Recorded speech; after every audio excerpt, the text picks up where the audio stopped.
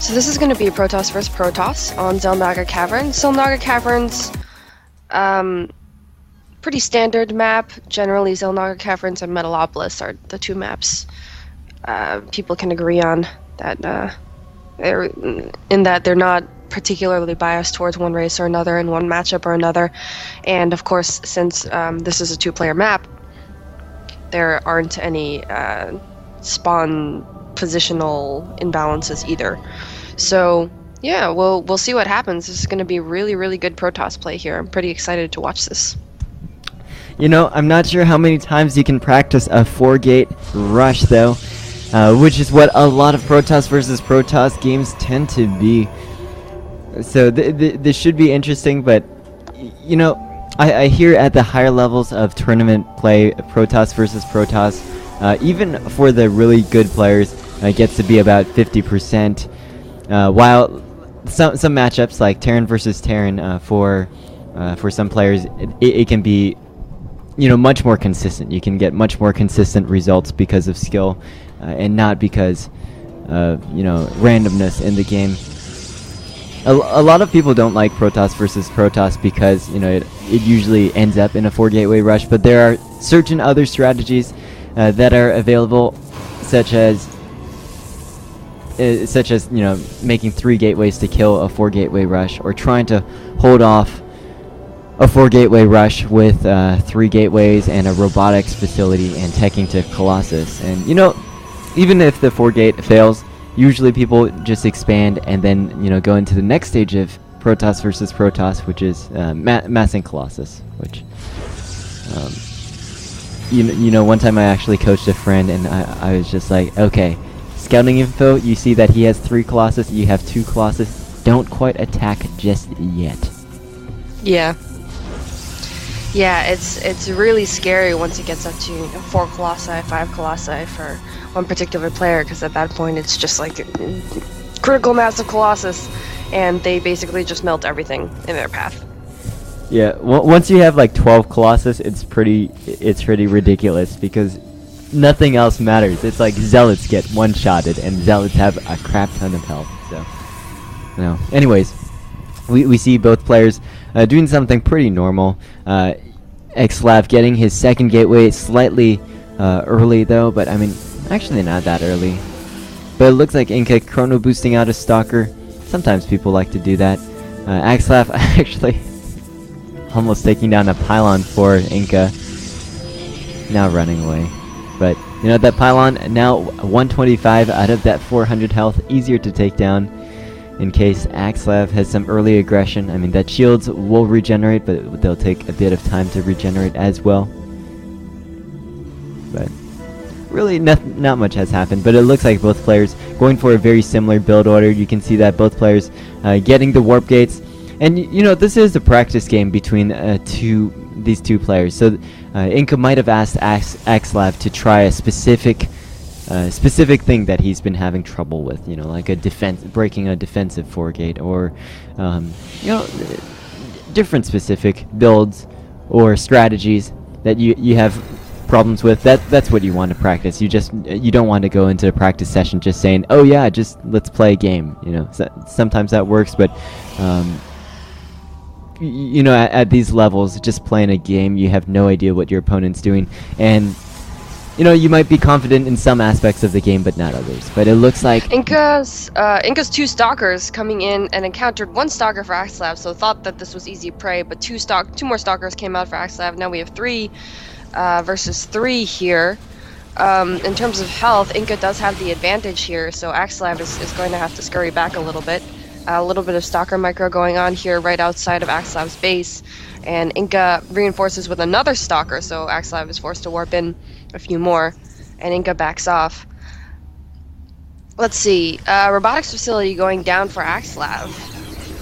So he's going 3-gate robotics actually, and not 4-gate. And that's kind of EGiNkA's interesting. Expanding. That's kind of interesting because, you know, it looks like both players are actually expanding, and EGiNkA just going a 2-gateway expand, which is something really risky and you wouldn't really see on the ladder or in tournament play. But you know, so I think that's what he's trying to practice here. I'm not sure what he told EGaxslav to do, what EGaxslav knows. Does EGaxslav know he's expanding? EGaxslav does not know right now. He doesn't know. He hasn't scouted it. At the same time, EGiNkA hasn't really scouted too much of EGaxslav's base. He does know that EGaxslav is not 4-gating. I mean, that much he knows. But it's kind of interesting because all of these decisions that I'm seeing here, I wouldn't really see in a normal game. I mean, if you're trying to go 3-gate robo, usually people will try to hold it off with sentries, but there are no sentries here for EGaxslav. And EGiNkA, a 2-gateway expand, that is just something that you will not see in more competitive play. Well, okay, two sentries out for EGiNkA now, so he is taking a more defensive posture currently. But EGaxslav has, with his earlier robotics facility, has that observer out to see what EGiNkA is up to. Yeah, it seems like both players are definitely going for the more mobile stalkers and patrolling around the map, sort of relying on map control as opposed to more defensive force field play. But EGiNkA now has his robotics facility up, and 2 gateways have just finished now. So he's going to have a pretty good economy soon. EGaxslav actually, his expansion is going to be finishing in just a couple seconds here, but he is a bit behind EGiNkA. Yeah, EGiNkA with 36. Oh no, wait a second. Oh wow, how did that happen? I don't know. EGaxslav with 37 harvesters to EGiNkA's 30, but with these 2 bases, he does have. He's pulling in considerably more minerals at this point. Yeah, EGaxslav is going for Dark Templar, and that's going to be really interesting. He's getting Blink, and he's getting the Dark Shrine at the same time. And right now it looks like EGiNkA actually may just be moving in. EGaxslav without too much of an army, and EGiNkA with an observer. It's going to be a question of who snipes the opponent's observer first. And I mean, with the observer for EGaxslav kind of in the front, it's already starting to take damage. It's not getting focus fired because these stalkers are more focused on getting the other stalkers. I mean, but that observer goes down, so there's going to be no way for EGaxslav to snipe EGiNkA's observer and allow his Dark Templar to do the damage that he needs to EGiNkA's army. And I mean, EGaxslav now pulling all of his probes to try to attack. Blink goes down, but some force fields also now on the field as well to block the stalkers from going in. Another observer is now on the battlefield for EGaxslav, so I think he's going to try to snipe the observer for EGiNkA as quickly as he can. And there, the observer going down for EGiNkA, and I mean, EGiNkA going to get hit by some DTs very soon. 1 DT warping in, and that's going to be that's going to force a retreat from EGiNkA. Yeah, definitely. Dark Templar play always is very exciting for Protoss vs Protoss. I've actually seen Protoss vs Protoss on Xel'Naga Caverns go mirror Dark Templar openings, which was pretty fun. But yeah, I think EGiNkA, maybe sensing that something is amiss, is pulling back. He's starting to make Colossi now. Whereas, yeah, EGaxslav definitely going for the upgrades and for the gateway play. With his, he was making a Dark Templar. I don't know if he's making one anymore. Let's see what's going on. Yeah, he has one. Another so he's 2 gonna warping be in. using that one. Another 2 warping in, and Charge is about halfway finished. So with Blink and Charge, he's going to have an incredibly mobile army. Whereas EGiNkA is going to have to sort of babysit those the Colossi with his gateway units a little bit. So now those DTs are in EGiNkA's army, and they're trying to do some damage. I think they're trying to focus down the Colossus as quickly as possible, since that's really what's going to be, potentially dangerous to EGaxslav's force. But EGiNkA running around, and these DTs don't have that great of a movement speed. So basically, this army is going to get, taking very slow damage. But then again, at the same time, DTs will not be able to do too much damage to the army while it's just running away. EGaxslav, I think, is bringing in his stalkers. He was thinking that he might try to get a few cheap shots with the stalkers on that army while they were running away, but it didn't seem to work out just right for him. But now moving in, EGiNkA has an observer again, and these DTs will be spotted. It looks like EGaxslav is trying to just sneak them around the army, but just look at the army values for the two players. EGiNkA with a considerable lead, and you know, all those zealots for EGiNkA as well that can tank a lot of damage. And you know, I think EGaxslav, he's trying to do some last minute damage, trying to kill a few more probes with that Dark Templar with 6 kills, but no more. And I don't think that really did enough damage to turn the tide here.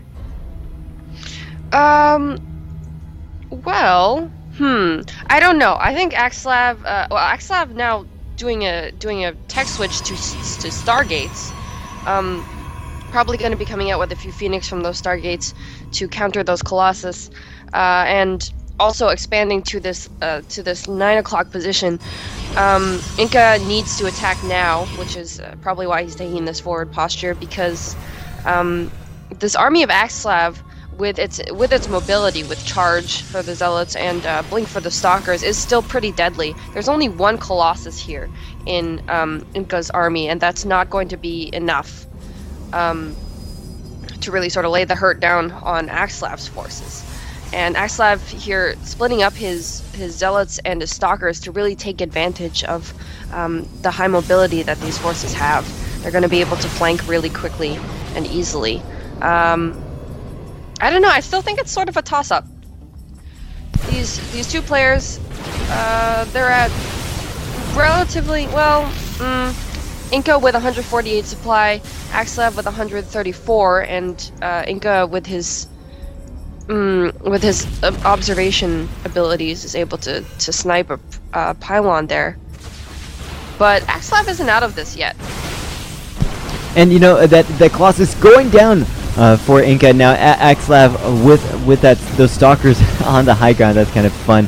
But you know, his army is really split up over here. It looks like his zealots over here just waiting to get in the base of EGiNkA to do some damage at the same time, while just holding off EGiNkA from approaching his own base. Now all the zealots are charging, but they're wasting their charge. They're trying to get at the cannons, which they cannot get at, and now this cooldown is just going to hurt them when the main army comes back. But they're going to do considerable economic damage to EGiNkA as well, taking down the last cannon in this base. At the same time, another confrontation in the middle, but this split up army not doing the best.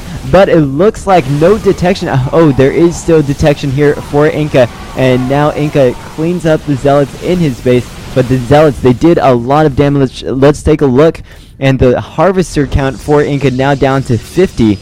Down from I'm not exactly sure what, but you know, a lot of them got taken out. But you know, with the main base nearly mined out, you know, EGiNkA just had to transfer units.